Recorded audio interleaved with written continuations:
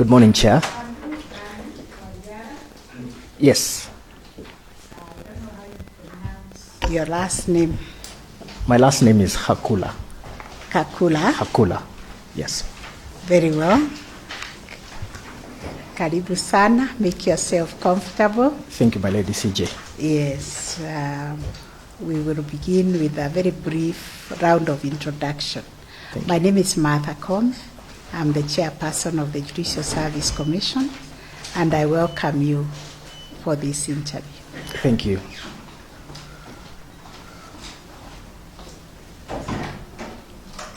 Good morning. Good morning. Yes, my name is Isaac Ruto, also Vice Chair. Thank you. Good morning, Daktari Jacqueline Ngutia. Welcome. Thank you, Commissioner.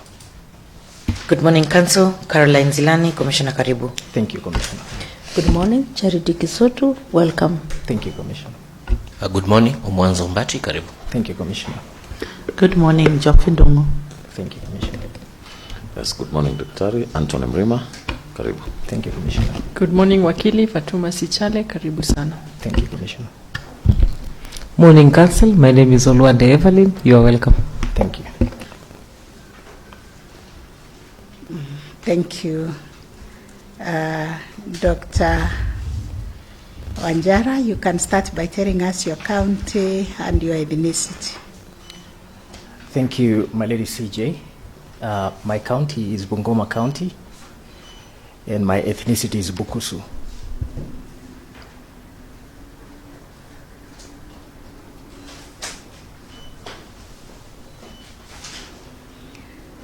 Yes. Very well. We have read your very distinguished CV and the material you have provided for us. But briefly, you can just summarize by telling us what vision you have for the judiciary, what challenges, what vision you have for the High Court. High Court, that's the one you have applied for. What challenges you know are existing in the High Court for which we are hiring for, and should you be successful, how are you going to bring your experience, your expertise, knowledge to deal with those challenges and to solve them? Because we had a stakeholder engagement and they told us they want people who are judge ready and who can go and do everything in the High Court. So we want to hear whether you fit that bill. Thank you, my lady. 5 minutes. Thank you.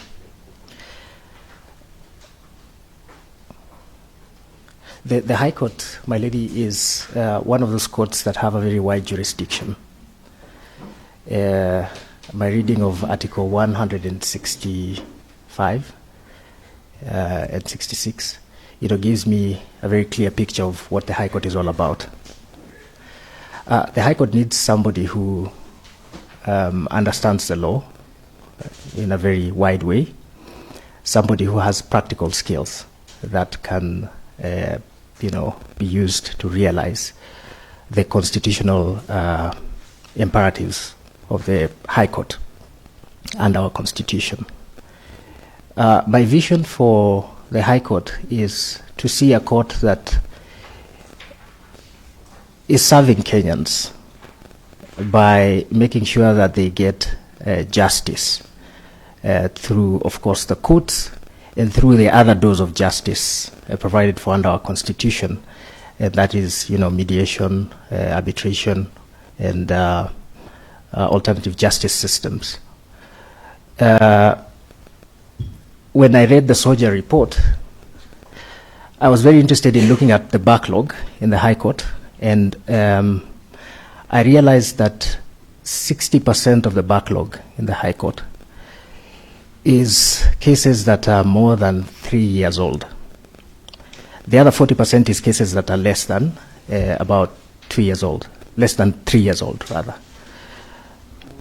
And so one of the things that Kenyans cry about is delays in dispensing justice in our courts. And so for me, when I think about the High Court, the issue of backlog becomes very key for me. And in terms of tackling backlog in the High Court, what I would do is I would prioritize that 60% as soon as I get in there, my lady. Prioritize the hearing and determination of this 60%. I will explore whichever means that are available for me under the law.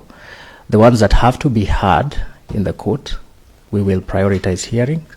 The ones that I can send for mediation, I will recommend mediation to the parties. The ones that we can send to alternative justice systems, we will prioritize that. Get rid of the 60%. Of course, the other thing that Kenyans sometimes ask about courts is the issue of accountability. Of course, we are accountable to the public through the decisions that we make, largely, because they're explained decisions, they're transparent. We conduct, the judiciary conducts its affairs in public. Sometimes those who don't go to court do not understand the key issues. But so communication for me becomes important in terms of what I envision for the High Court. A court that is able to interact with the people, because our clients, the clients of the court are Kenyans. And so making justice available for these clients, for me, is a big thing. I keep on thinking and reflecting on the experience of, for example, a person who comes to court is not represented and has to articulate his matter in court. And for me, people who represent themselves in court, I think it's something that I have reflected upon a lot. For example, I was looking at the Equality Bench book, a book published by the judiciary of the UK and Wales. And they even have policy guidelines for judicial officers in cases where they're dealing with people who are representing themselves to enable people access justice. So I think Chief Justice, without going so much into a long narrative, for me, making sure that people have access to justice in the High Court and having an opportunity to articulate their matter, and also understanding the decision that has been given. Of course, that comes with also understanding the processes in court. Those, for me, are the key things that I see when I think about the High Court, and those are perhaps some of the practical things I would implement if I were to get this position, my lady. Very well. The Thank other you. areas will be covered by my colleagues. Yes. Commissioner Mwanza.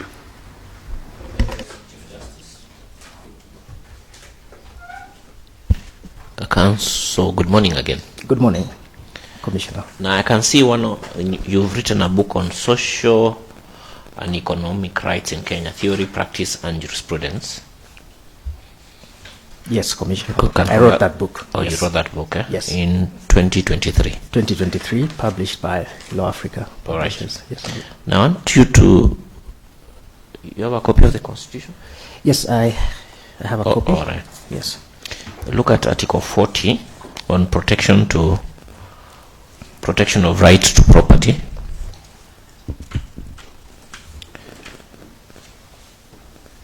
So that article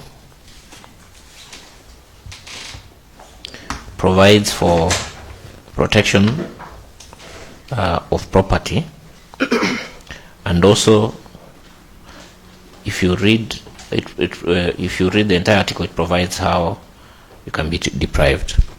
So my first question is, does Article 40 only apply with respect to deprivation of property, meaning on how a property ought to be taken away from a Kenyan, or does it protect the property itself? Article 40 protects the property, the rights of the person who owns the property. From deprivation? from deprivation, and also it's the right. I mean, the Constitution vests a right of ownership over a person who owns that property, and also protects that right of ownership so that it's not arbitrarily taken away. Yes, yes, and I think I wanted you to make the distinction. Yes. Does it protect the deprivation? It protects the deprivation, yes, but Commissioner. Does it also protect the right itself? Those are two different things. One Protection is already you have it, yes, and there is a way it cannot be taken away. Yes. The other is you own it, and how do you own it? So, is there a distinction between those two? That's an interesting question. I'm just having a little bit of a difficulty understanding you. Commissioner, I beg that you unpack it a little bit in a way that I can just understand. Okay. Yes. So, if you read 43, it says that the state shall not deprive a person of the property of any description or any interest or right or property of any description until the deprivation. So then it sets out how a Kenyan can be deprived of a property. Certain conditions that have to be met. Yes. We're on the same page? Yes, we're on the same page. Now, that is the right not to be deprived of a property that somebody already owns. Correct. Now, you must also own that property before it is taken away, isn't it? Correct. So does the Constitution also protect that property, or it only protects the right for the property not to be taken away? The Constitution protects the right of the property not to be taken away. Okay. In other words, the law can also create avenues in which your property can be taken away by the state. So this is protection of arbitrary deprivation of property. Okay, let me give you an example. Yes. For instance, there is the current the current properties in say Bitcoin, and Bitcoins are governed, through mostly international instruments and agreements. Yes. But possibly it is not. We don't have yet a law that governs that sort of property. Yes. Now, if you look at Article 47, it talks about, in my view, if you look at it, it seems to focus more on land.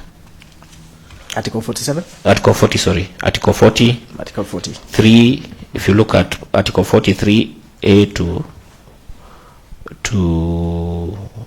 actually all the way to 6, it mostly speaks to land.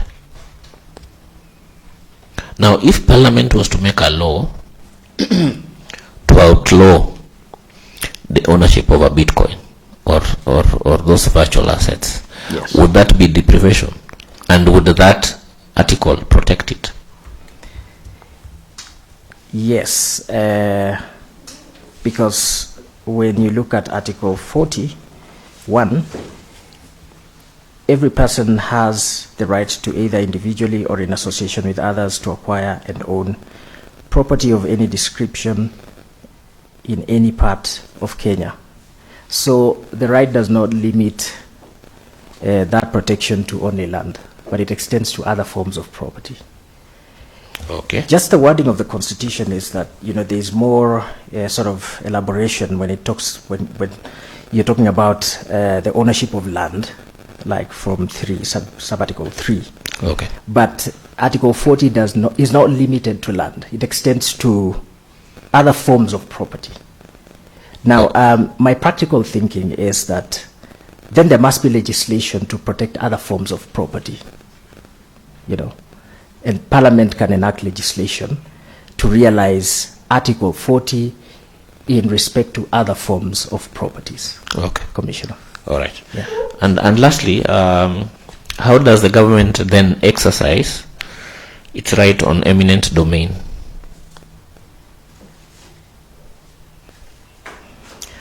eminent domain.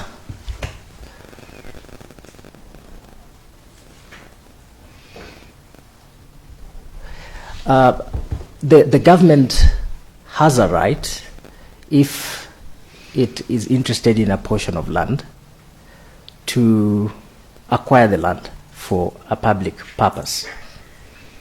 And so, one of the things that must be done in such a scenario is to compensate the person who occupies the land, who is the owner of the land. And, after compensation is when the government can take up the land for a public purpose. So it must be for a public purpose. It must be for a public What purpose. if it is not for a public purpose? It must be for a public purpose, Commissioner, because I believe the government would only acquire land for public purpose, not for private purposes. Okay. Yes. Thank you, Chief Justice. Thank you, Honorable Chair. Dr. Kakula, let's look at the area of sentencing in criminal law, and I would like you to write this down. Under Section 204 of the Penal Code, it provides that any person convicted of murder shall be sentenced to death. I'm interested with the terminology shall be sentenced to death.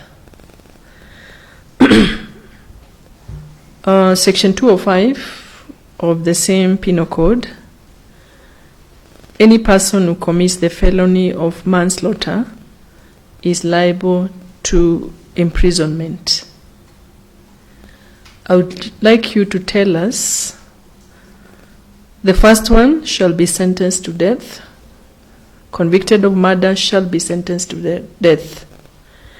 The second one commits a felony of manslaughter is liable to imprisonment.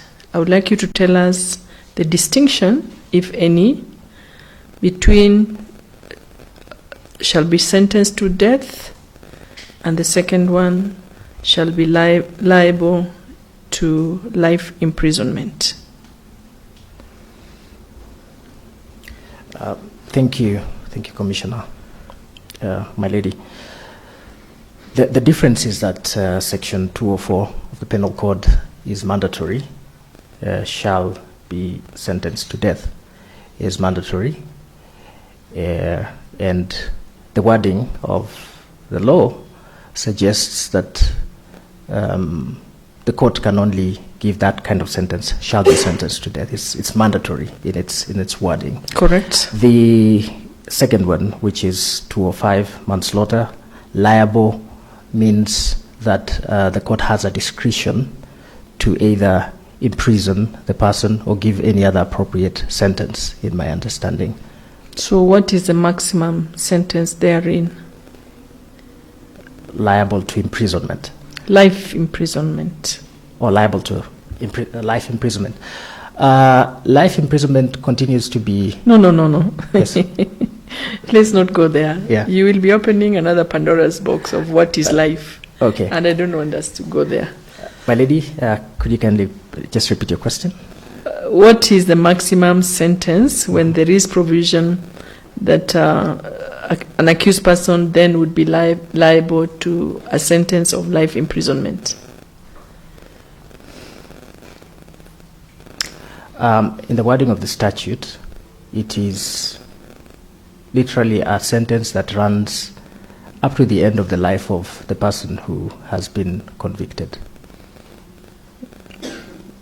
Yeah, very simple. Of course, I mean, you're putting it in a more difficult way, but the simpler way of saying it is that the maximum sentence is life imprisonment, correct? Yes. All right. Secondly, and finally, assume you're successful and you join the High Court and you find that there is a decision that has been made by a judge who has been there before you. And the issues that you're handling are very similar to what that other judge had held in a matter. Are are you bound by his decision or her decision? My lady, I am not bound by the decision of that judge because we are sitting in a court of equal status.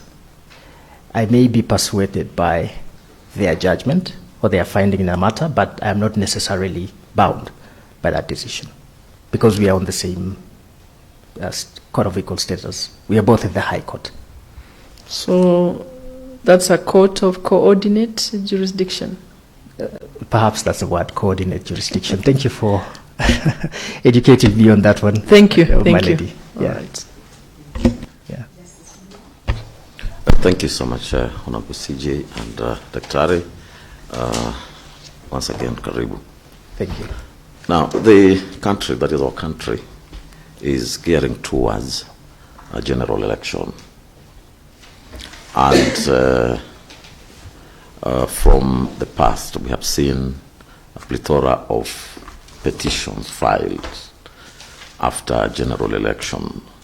Some of these election petitions are filed before the Supreme Court, some before the High Court, and some before the magistracy. Article 177 of the Constitution provides for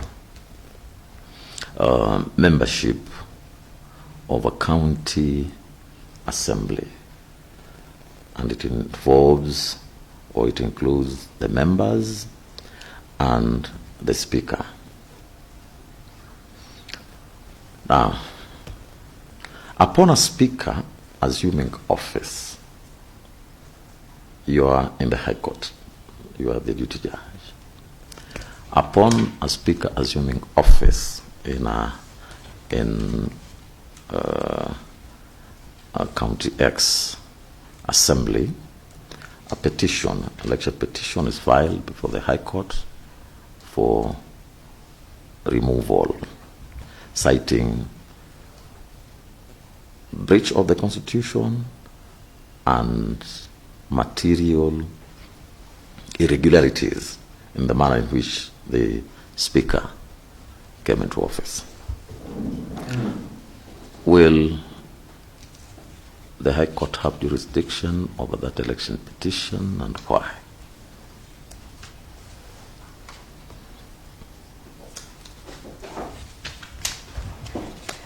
Thank you, Honorable Commissioner, Judge. Let me just look at Article 177. And just to understand your question, Judge, this is the election of the Speaker of the County Assembly. Yes, yes. Okay.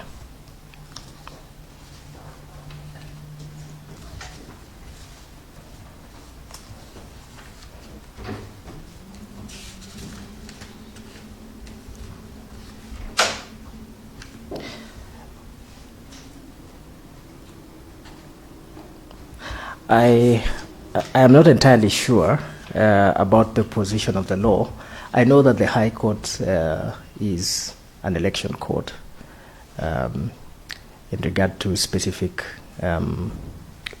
election petitions. But the election of a speaker, my Lord Judge, I am not entirely clear in my mind. I may need to check the law to just confirm. I do not want to speculate, my Lord. Okay, thank you so much. Yeah. I wish you the very best. Thank you, my Lord. Yeah. Thank you, Chair. Good morning once again, Daktari. Good morning, Commissioner. Picking up from Judge Sichale's question on whether you're bound by a decision of a judge of coordinate court, what happens if the decision is by a bench of 3 judges from the same court? Are you still bound by that, or you?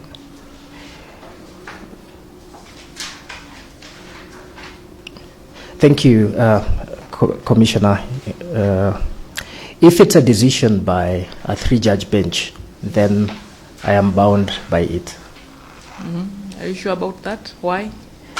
Because it is a more authoritative decision, and I want to just use the practical experience that we have gotten recently in regard to the small claims court, and it's whether it has jurisdiction to hear matters concerning personal injury claims arising out of road traffic accidents. There was a bit of controversy in that space because high courts were issuing conflicting judgments on the issue of jurisdiction, but recently a 3-judge bench in Eldoret issued a judgment, and we are now following the judgment. It is authoritative. But it is still considered a judgment of the High Court? Yes, it is. Okay. But because it's a 3-judge bench, you may need to look into that. Yes. Counsel. Thank you. Okay. Going back to your sample writings, you shared with us 5. There's a page of your book. You didn't even give us excerpts of that book. You just shared a page, so we were not able to really interact with the contents of the book. Which book is that, Commissioner? There's the one Commissioner Mwanza asked to Social and Economic Rights in Kenya, Theory, Practice and Jurisprudence. You just shared a page, and then you said the hard copy. Yes. Can be submitted. I actually submitted with you had submitted the hard copy? With the hard copies of my application. Okay, no worries. Yes. And then you also submitted a journal article and submissions in civil matters. Yes. So they portray you as a person who is analytically grounded and normatively reflective legal thinker. You frame issues coherently, and you're able to apply precedent effectively, and your conclusions are clear. Your tone is also professional. So in short, you write well, Daktari. I think, Donna, you're Daktari. Thank you very much. Okay. I'm humble. Thank you. Does marriage automatically, this is the second question. First question, does marriage automatically grant a party to a marriage proprietary rights? Maybe you can explain your answer. Marriage does not automatically grant one proprietary rights over property. Property. Yes, it does not. Why? Because one, there are instances where people get into marriages and they come with their own property. So it doesn't make any sense, and legally it's not correct for one to assert that just because we got married and I came in with my property, you now have rights over it. How about the property you acquired? But property that is that is acquired in the course of the marriage, then, of course, with evidence, a spouse can have proprietary rights over that property, even if it's registered in the name of one spouse. And the inquiry that has to be set into place is for the other spouse to demonstrate the kind of contribution they made towards acquisition of that property. Yes. Assuming the property is registered in the name of the wife. Yes. What are some of the things the former husband must prove to establish that they indeed are entitled to that matrimonial property? Monetary contribution. Mm-hmm. Contributions of other kinds. For example, it could be even staying at home and taking care of the children while the wife was working in Geneva. Mm-hmm. That can be taken into account. The fact that he had to resign his job and allow the wife to take up an international position. Those are evidential things that a court would consider. And then, of course, again, it's a discretion of the court based on the evidence provided to say what is the equitable share of this spouse or partner. Okay, just going with your example of the wife working in Geneva. Yes. Maybe here the wife is selling fish at the shores of Lake Turkana and has employed a nanny to take care of the children and take care of the household needs. Yes. What else is the husband expected to do? And the husband is not working. There is a nanny, there is a foreman, and every other person in the construction site, if there was one. Yeah, I need to understand your question. Yes, I'm seeing the lady in Lake Turkana selling fish. Yes. The man fish is a big business. Yes. Yes. It can be equivalent to the person work. The salary received can be equivalent to the salary somebody earning in Correct. Geneva. Yes. Correct. Yeah. So Yeah. the wife has employed a foreman to help in Yes. constructing a house. Uh-huh. After they were done with that, has a house help house help to help in the running of the school. Has a driver to pick and drop kids to school. Yes. Yes. What other thing can the husband say with Uh, regards to the non-monetary contribution? Non-monetary contribution. I don't know. It's really hypothetical. You know, it's him asserting a right, so he has to demonstrate what kind of contribution really he gave towards acquisition of the property. Moral support. Can you quantify moral support? Moral support can be quantified. Okay. It can be quantified. Okay. Thank you. But you know, it places the court in a very interesting situation, because how do you assess the property value of moral support? You're the one who Yeah. said you can quantify it. So I'll leave it at that. Thank you and all the best. Thank you, Commissioner. If you need Yeah. water, you can take before judge takes the next session. It's okay.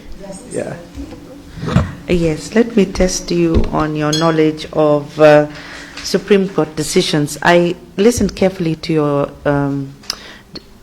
answers to Commissioner Sichale, where you said that when it comes to the offense of murder, shall means mandatory. Yes, my lady. Okay. It does. Now, you know, sometimes the law is clear, but then it is not too clear.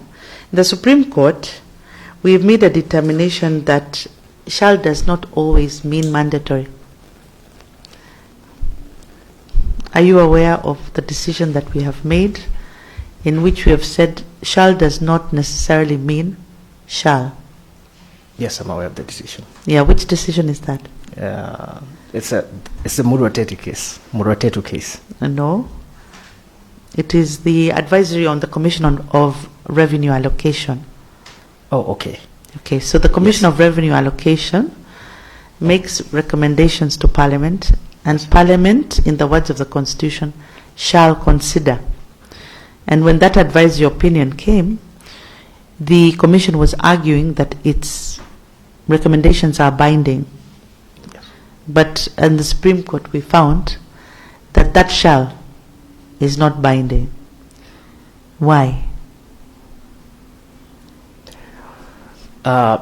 It's not binding on Parliament. It's not binding on Parliament because, if I remember that decision well, it's a recommendation, and the recommendation has to be agreed upon by Senate and National Assembly, because the issue was the division of revenue between the two levels of government, and so they have to sit together and basically negotiate and agree on equitable distribution of revenue. And so with that constitutional architecture in mind and context, and the fact that both houses play a role in that activity, then shall is not mandatory. It's just a recommendation, my lady. Okay. Yes. I can accept that. Thank you. Yeah, but there is also the role of Parliament, Yeah. because one cannot command Parliament either. That Parliament has to debate, and therefore when your recommendations go to Parliament, they cannot be binding. Otherwise you would take away the role of, or the ability of Parliament to make its own decisions independently. Correct. Thank you. In Murwatetu, we opened a window where those who had been sentenced to death could come for resentencing if they so wished. Those who had already been sentenced to death. And we issued some resentencing guidelines. Yes. Are you able to give me 4 of the considerations that courts must take into consideration when resentencing? Yes. The first one is the period served by the person. The second one is mitigation. The court has to take into account the circumstances around the commission of the crime. The third one is, I think, the victims. The victims' sentiments around the crime also have to be taken into account. And I think also the report of the probation officers in regard to how the community perceives this person and his antecedents, I think that those are some of the guidelines that were issued, my lady. Yeah. Yes, thank you very much. Thank you. Thank you, Chair. Good morning once again. Good morning, Commissioner. It's quite commendable that in preparation you took your time to go through the SOJA report. Yes. And appraise yourself of how the judiciary and even the court you seek to join is performing. I think that's commendable in terms of preparation. Thank you, Commissioner. And I assume that having gone through the SOJA, you sort of have an idea about how we go about measuring performance around here. Yes. Roughly. Yes. Yes, an overview. Yes. So I want to get your take on this statement. Justice hurried is justice buried. I know we keep saying that justice delayed is justice denied, but now the statement I'm making is justice hurried is justice buried. Yes. What is your take, especially in light of the performance measurement framework that we have? Thank you for that question. My take is that cases are different. There are matters that can be had within a very short time because perhaps it's only two witnesses giving evidence. The pleadings are not, it's not a complex matter. Perhaps it's just breach of contract, which is largely documentary evidence. Meanwhile, there are other cases that are quite complex because of the issues that arise in these cases. I would take an example of, for example, what happens in the anti-corruption courts, where, though I haven't practiced there, but my colleagues tell me that the documentation is voluminous. The other day, one of our colleagues sent a picture of a pile of documents at the corner of his office and said he was preparing for trial. You know, boxes and boxes of documents. Now, just coming back to what I need to say. So when you're measuring a judicial officer's output, you have to take into account the fact that the processes may be different in matters, and therefore the conclusion of a case does not necessarily mean that it was done well. Sometimes you have to appreciate the unique circumstances of each matter and the unique circumstances of each court. If you push for quick resolution of cases that need to be had in a systematic manner, then you do not get the right result at the end because your objective is not aligned with the broader interest of justice. Mm-hmm. That at the end of the day, justice must be done, and processes have to be followed if necessary. So quick conclusion of cases does not necessarily lead to justice. Yeah, true. Yeah. Okay, I have another question for you. Yes. In the area of family law. Yes. So a party has appeared before you, has filed a case, and you realize at some point, or maybe it's raised by the opposing party, that the case is premised on the property of a deceased person, and the person who has filed the case has not filed for ad litem. But then they present before you a grant obtained subsequent to filing the case, and they make submissions around Article 159, Sub-Article 2D, and they say, we delayed in filing this, but we have now obtained grant ad litem. It can be overlooked under Article 159, Sub-Article 2D. What would you say to that? I think the correct position in law is that when you do an act that is not supported by the law, it is void, ab initio, for all intents and purposes. I associate myself with the sentiments in McFoy, that decision, where an act is a nullity if it's outside the law. So in such a case, that would not be a suit that is sustainable, because at the point of filing, the person who was filing it did not have locus in law to file it. And therefore, it's akin to building a house on a faulty foundation. There's no house that can stand. And the McFoy decision then, brings a point home that it's a nullity from the word go. Oh, okay, thank you, and Yes. I wish you well. Thank you, my lady. Thank you. Thank you, Honorable Chair, and welcome again, Daktari. Thank you, Commissioner. Could you give me a second to Yeah, take water? just take Thank your you. water, take your time.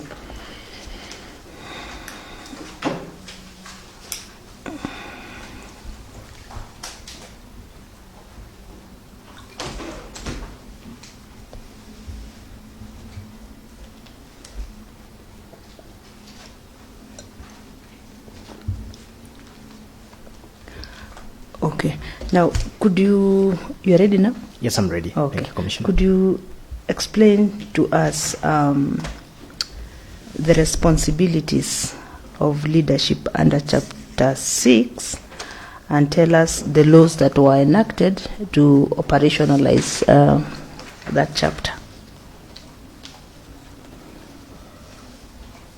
Okay, I will start with the laws. Mm-hmm. The Ethics and Anti-Corruption Act, the Public Officers Ethics Act. We have the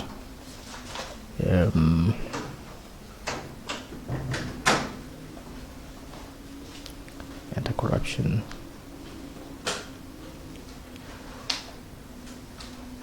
I can remember only those two, but I know there are about 4. Yeah. The responsibilities of leadership. Leadership is a public trust. Therefore, anyone who exercises it must exercise it within the law. They should not sort of lord over people, but they should, in my own words, exercise servant leadership, because this is a public trust. They should be transparent in their dealings. They should, of course, pay due regard to the law.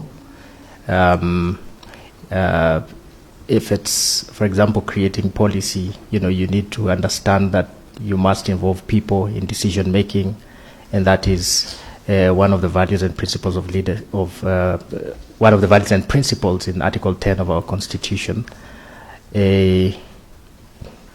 Transparency and accountability in everything that one does. Those are the imperatives of Chapter 6 and our Constitution. Yes. Okay, thank you. I wish you all the best. Thank you, Commissioner. Yeah. Thank you, Honorable Chair. Council, I have a few questions for you. Yes. And I'll start with the quote, and thereafter you will tell me your understanding of the quote. Culture eats strategy for breakfast. What do you understand by that?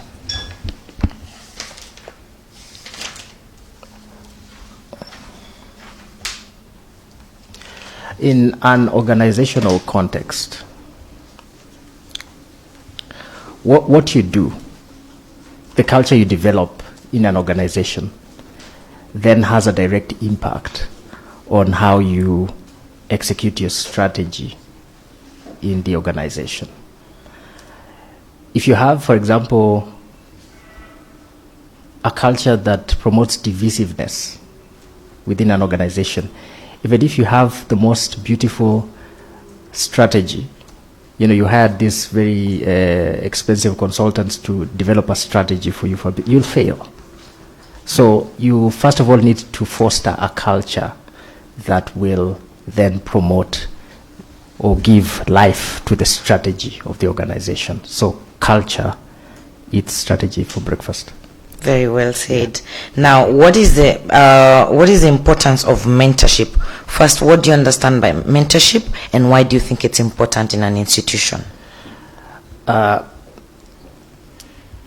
Mentorship simply means,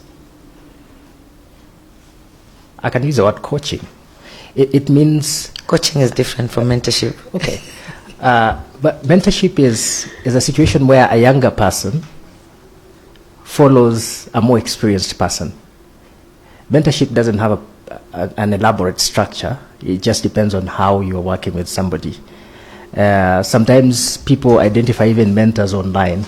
I've seen Gen Z saying, person X in the US is my mentor. They've never met, but he follows that person online and,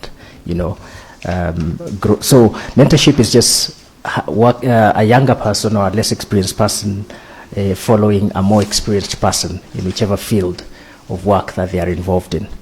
What is the importance of mentorship?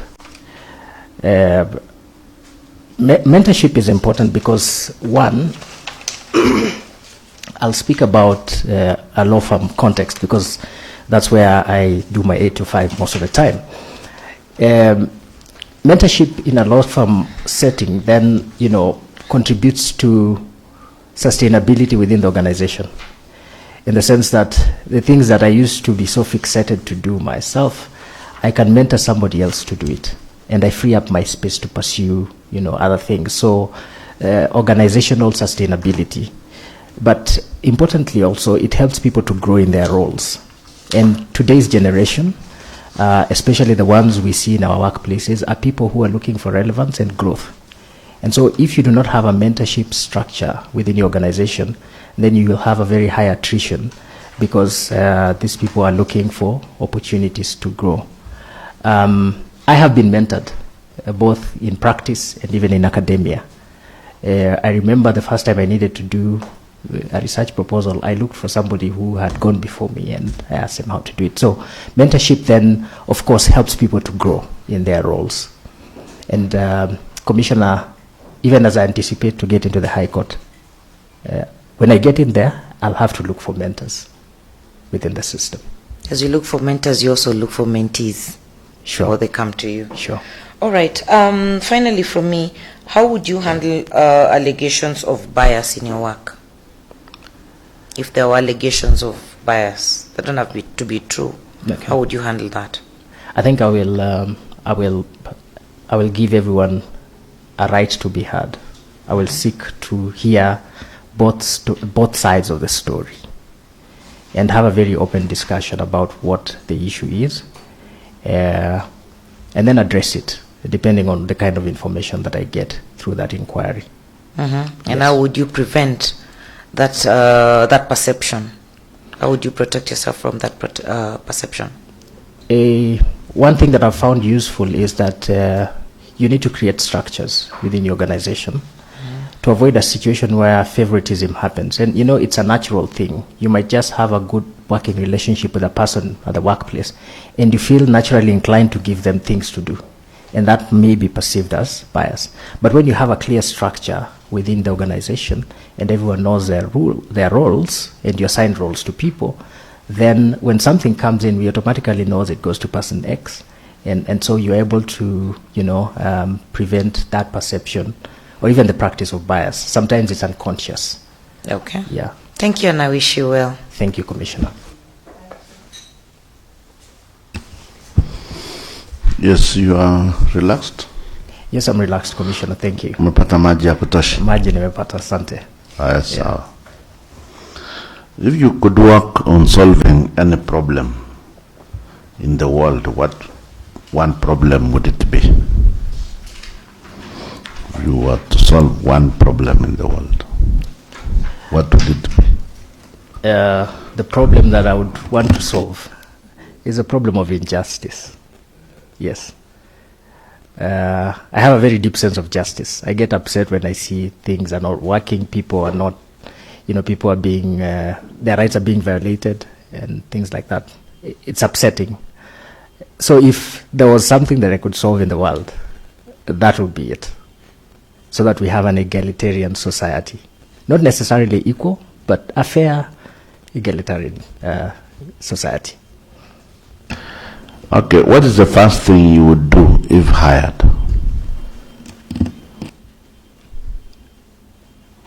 The first thing I would do is to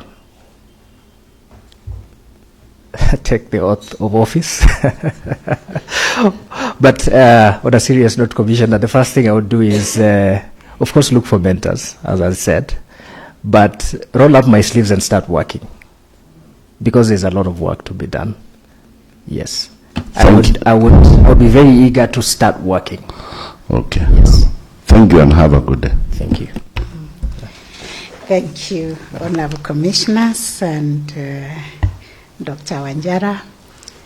I think this is almost bringing us to the close of this conversation. But I would like to hear from you, what is your world view? How do you perceive the world?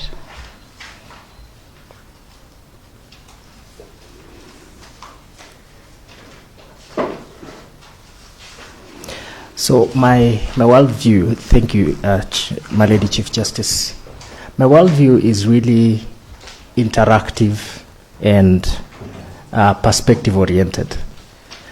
What do I mean by this? I mean that I do not necessarily subscribe to one worldview. I appreciate the role of science in answering a lot of questions about life.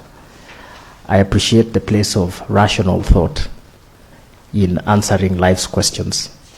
But I also appreciate the fact that there are a lot of things in life that we do not have the ability to even understand, including what happens to us when we die. You know, that's a question that we cannot answer. So my worldview is an integration of all those. You're and not appreciation of all settled that those. Yes. if you die and you're a good person, you go to heaven. That is what people think in society, but not everyone. There are some who say that's the end of you. It's, Okay. lights have been switched off, and that's it. Okay. Yes. Very well. Yeah. Yes. Okay. I see that you have written a chapter on religion and rights, and you've talked about Shakahola. But assuming you are a judge and a matter comes before you on whether or not religious organizations should be exempt from tax, what would your finding be? Or what would your answer be to that? I think it's not a question that a court should answer. That is another arm of government that should be engaging with that question as to whether churches should be taxed or not. When it comes to me, I'm assuming already it will be in the form of a certain law, and the question would be whether it can pass constitutional muster. Well, the Does thing it is, violate the everybody pays Constitution? tax. Yes. Should somebody be exempt on the basis that they are in the religious business? All other businesses pay tax. I think my thoughts would be if the income that they make is purely for charitable purposes, and they are not buying themselves private jets, they are not buying property in expensive places, then I think they should not pay taxes. But if I'm not sure about that. but if they're using that money for personal gain, then I think it should be looked at as an income and therefore should be taxed. Okay, thank you Yes. very much. Thank you, CJ. Yes, thank you very much. I think now it's time we give, we always give a candidate the floor also to engage us. Yes. And I give you this opportunity to tell us whatever you want to tell us. Okay. Thank you, my Lady Chief Justice. I just want to reflect on two things.